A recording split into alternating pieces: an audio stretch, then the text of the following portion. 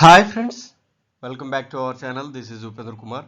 ఈరోజు మనం చెప్పుకోబోయే టాపిక్ థర్మోడైనమిక్స్లో ఒక బేసిక్ టాపిక్ అండ్ ఎక్కువ కాంపిటేటివ్ ఎగ్జామ్స్లో అడుగుతున్న ఈ పాయింట్.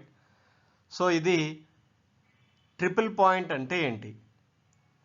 ఓకే, సో ఇది చాలా వరకు మనకి తెలిసిన కంటెంట్. కాకపోతే ఈ ట్రిపుల్ పాయింట్ అంటే ఏంటి అనేది చాలామంది కన్ఫ్యూజ్ అవుతూ ఉంటారు. సో అందుకోసమే ఈ వీడియో మనం చేయడం జరుగుతుంది. దానికంటే ముందు మన ఛానల్లో 800+ వీడియోస్ ఉన్నాయి. అవన్నీ కూడా technical videos as well as safety videos and engineering సంబంధించిన వీడియోస్ బేసిక్స్ అన్నీ కూడా మన ఛానల్లో ఉన్నాయి. అవన్నీ కూడా చూడండి. అండ్ మన యూట్యూబ్ ఛానల్కి టెలిగ్రామ్ గ్రూప్ ఉంది, డిస్క్రిప్షన్లో లింక్ ఇస్తాము.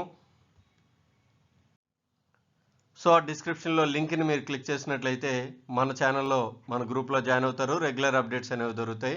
ఈరోజు మన టాపిక్ చూద్దాం. ట్రిపుల్ పాయింట్ అంటే ఏంటి? ఓకే, సో ట్రిపుల్ పాయింట్ అంటే సింపుల్గా చెప్పాలి అంటే ఏదైనా ఒక సబ్స్టెన్స్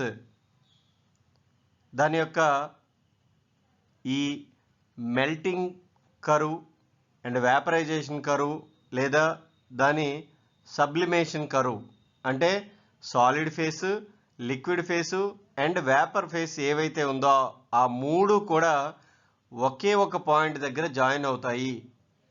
ఆ పాయింట్ దగ్గర ఈక్విలిబ్రియంగా ఉంటాయి.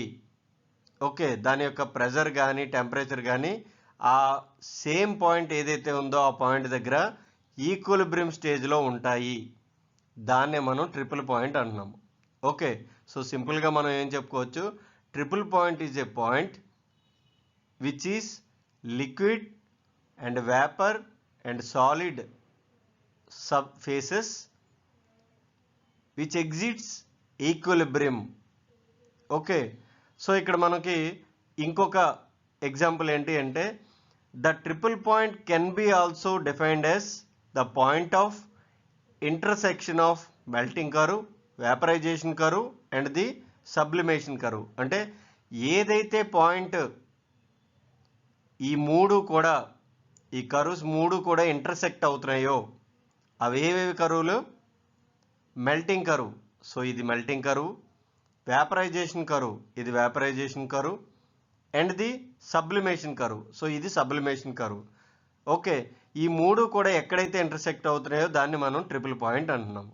ఓకే, సో ఇది వై యాక్సిస్లో ప్రెషర్ అండ్ ఎక్స్ యాక్సిస్లో టెంపరేచర్. సో ఇక్కడ మనం చూసినట్లయితే ఇదంతా కూడా సాలిడ్ ఫేస్. ఓకే, సో ఇది లిక్విడ్ ఫేస్, ఇది మనకి వేపర్ ఫేస్. ఓకే, అంటే ఇక్కడ మనకి తెలుసుకోవాల్సిన విషయం ఏంటి అంటే ఇక్కడ మనం చూస్తే ఇదంతా కూడా సాలిడ్ కదా. సో మనం టెంపరేచర్ పెంచుతూ ఉంటే ఈ సాలిడ్ నుంచి ఏమవుతుంది? లిక్విడ్కి కన్వర్ట్ అవుతుంది, యాజ్ వెల్ యాజ్ వేపర్ కింద కూడా కన్వర్ట్ అవుతుంది. సో ఇలాగా దాని జర్నీ ఉంటుంది. అదేవిధంగా లిక్విడ్ కూడా ఏమవుతుంది? దాని యొక్క టెంపరేచర్ అనేది తగ్గిస్తే సో అది సాలిడ్ కింద కన్వర్ట్ అవ్వడం జరుగుతుంది, లేదా దాని టెంపరేచర్ పెంచితే వేపర్ కింద కన్వర్ట్ అవుతుంది. ఓకే, సో వేపర్ కూడా సేమ్. సో దాని యొక్క టెంపరేచర్ పెంచితే వేపర్ అవుతుంది అండ్ దాని యొక్క టెంపరేచర్ తగ్గిస్తే లిక్విడ్ కానీ సాలిడ్ కానీ అవుతుంది. సో ఈ ఇంటర్సెక్టింగ్ పాయింట్ ఏదైతే ఉందో దాన్ని మనం ట్రిపుల్ పాయింట్ అన్నాం.